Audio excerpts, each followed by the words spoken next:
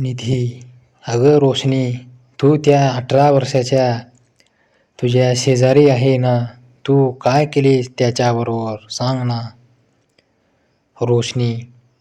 खूप दिवसांनी तो माझ्याकडे साखर मागण्यासाठी आला. मी त्याला साखर देत असताना माझ्या हातातून वाटी खाली पडली. मी वाटी घ्यायला खाली वाकले तर माझा पदर खाली पडला.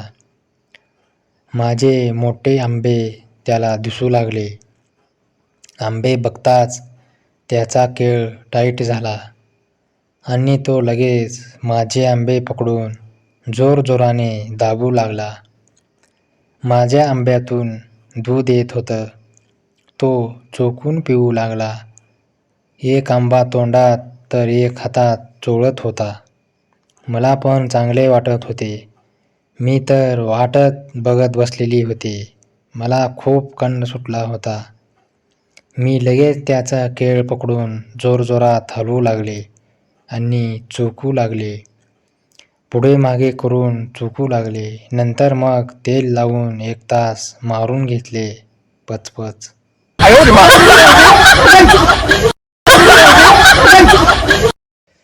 ऋतुजा. अगं तुझ्या बॉयफ्रेंडने तुला कसे पचापच केले ते सांग ना. साक्षी. मी खूप कंटाळा आले होते. मला मारून घ्यायची खूप इच्छा झाली होती. तेवढ्यात माझा बॉयफ्रेंड आला. मी लगेच वेळ न घालवता पटकन माझे पूर्ण कपडे काढले. मी पूर्ण नागडी झाले. माझे भोंगळं शरीर बघून त्याचा केळ खडी झाला. मग मी पाय फाकून झोपले.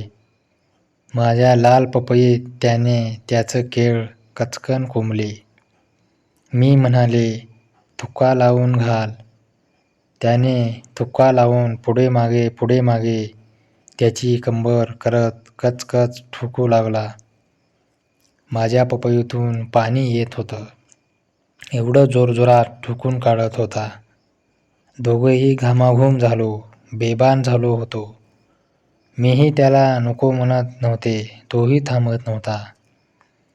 खूप वेळ माझी पपई त्याने ठोकून काढली. माझी पपई लालबुंद झाली सुजून. मग माझा कंठ जिरा.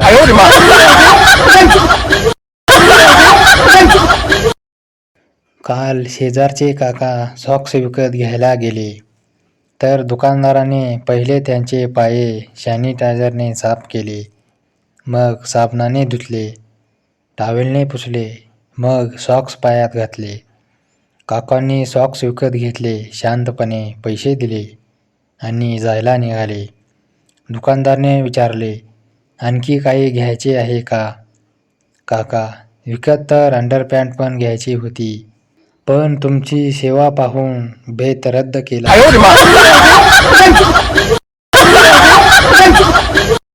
एका महिलेची 3ऱ्या वेळेस ड्रायव्हिंग टेस्ट झाली तरी ती महिला फेल झाली. कारण RTO. वहिनी, समजा एका बाजूनं तुमचा सख्खा भाऊ व एका बाजूनं नवरा आला तर काय माराल? महिला. नवरा. RTO. वहिनी, हात जोडून शेवटचं सांगतो की ब्रेक मारायचं आहे. ब्रेक.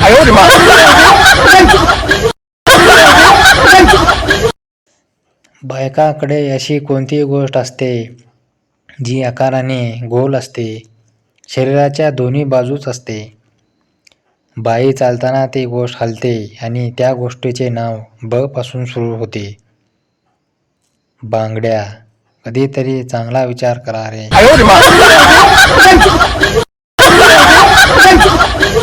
गुरुजी. मुलांनो, स्कॉलरशिपच्या फॉर्ममध्ये नाव लिहिण्याची 59% जागा छोटी असल्याकारणाने तुम्ही आपापली नावे संपूर्ण न लिहिता शॉर्टमध्ये लिहावे. उदाहरणार्थ, किशोर विलास पाटील हे नाव तुम्ही शॉर्टमध्ये KV पाटील असे लिहावे. विद्यार्थी. माझं नाव शॉर्टमध्ये लिहिणे अवघड जाईल सर, गुरुजी, काय आहे तुझे नाव? विद्यार्थी, पुरुषोत्तम चिराग चाटे. गुरुजींनी फॉर्म जाळून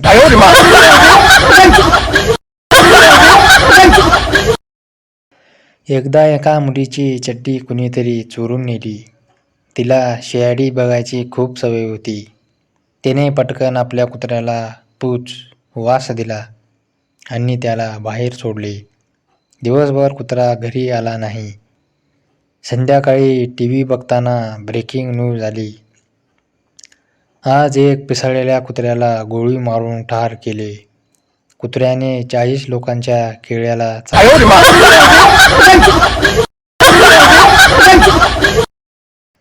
एका वर्गात 3 मुलं हलवत असतात.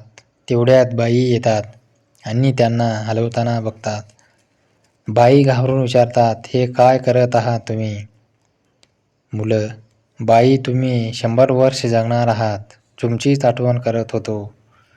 बाई, चल घरी जा.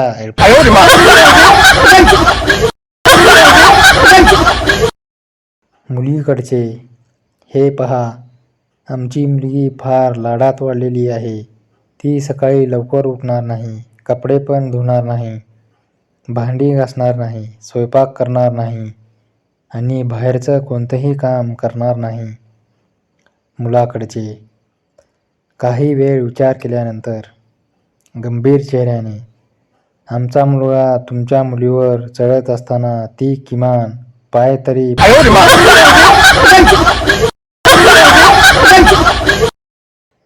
गण्या, बाबा माझा रिझल्ट आला. बाबा, अरे वा, बघू. गण्या, दाखवतो, पण रिझल्ट बघितल्यावर सोशल डिस्टन्सिंग ठेवायचं.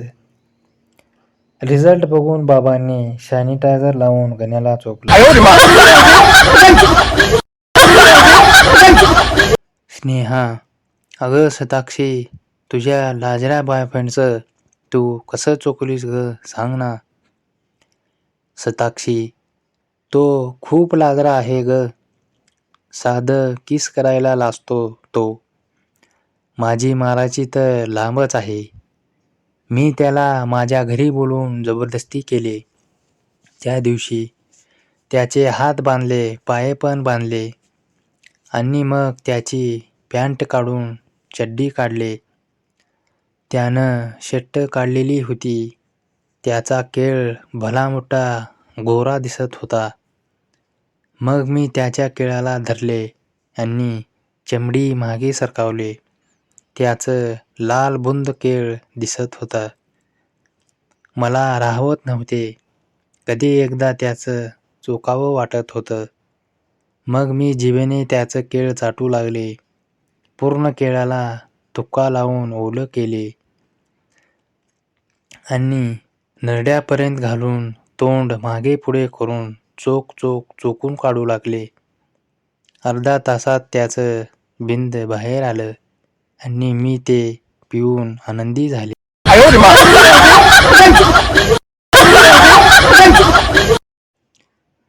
शाळेत एक मॅडम दुसऱ्या मॅडमला, अहो अंजली मॅडम, तुम्ही तुमच्या वर्गातल्या सुनीलकडून कसं पचापच मारून घेतलात हो?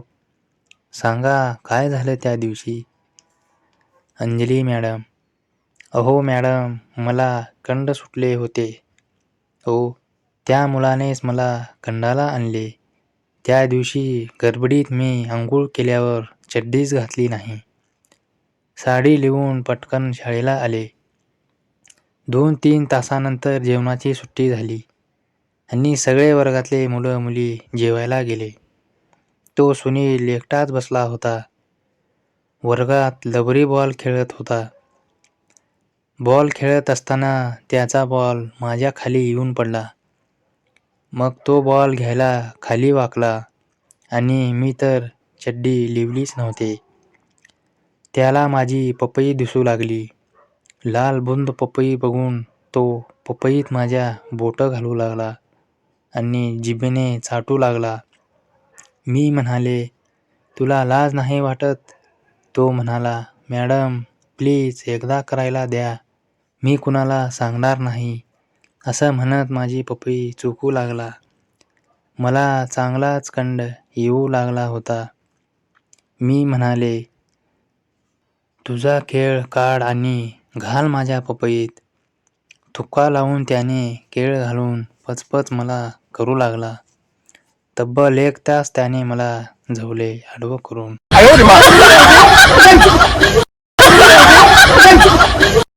मधू तिच्या लहान बाळाला पाजत असते.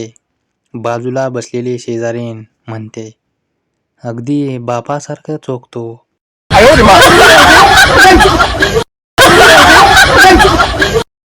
एक माणूस बस स्टॉपवर उभ्या असलेल्या बाईला डोळा मारतो. बाई, अहो मी तसली बाई नाहीये. माणूस, बाई ते ठीक आहे, पण चेक करणे आमचं काम आहे.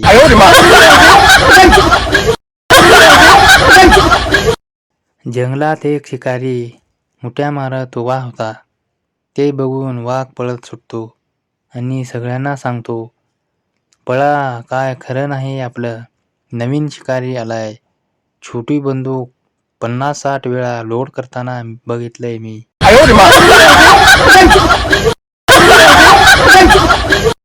एकदा नवऱ्याने बायकोला 7 चड्ड्या आणल्या. त्यातली जांभळी चड्डी सापडेना. मग तिने मोलकरीणवर संशय घेतला. गंगे, खरं सांग, जांभळी चड्डी कुठं आहे?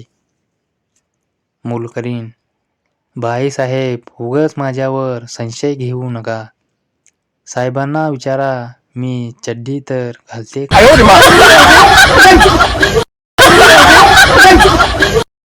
भयंकर उकाड्यात शूटिंग पूर्ण करून एक मराठी अभिनेत्री मेकअप रूममध्ये येऊन म्हणते, किती उकडतंय.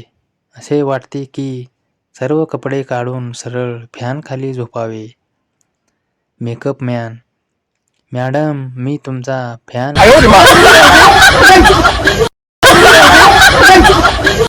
पप्पू रस्त्यावर मुतत होता.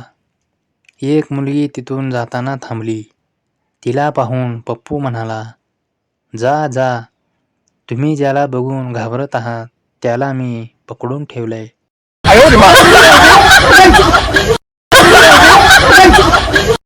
बायको, माझं नशीबच फुटकं म्हणून तुमच्यासारख्या मूर्ख माणसाशी माझं लग्न झालं.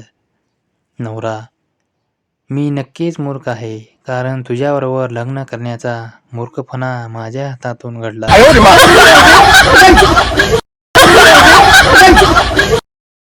उन्हाळ्याच्या दिवसात विहीर आमची आटली. याने रोज जाऊन गांड माझी फाटली.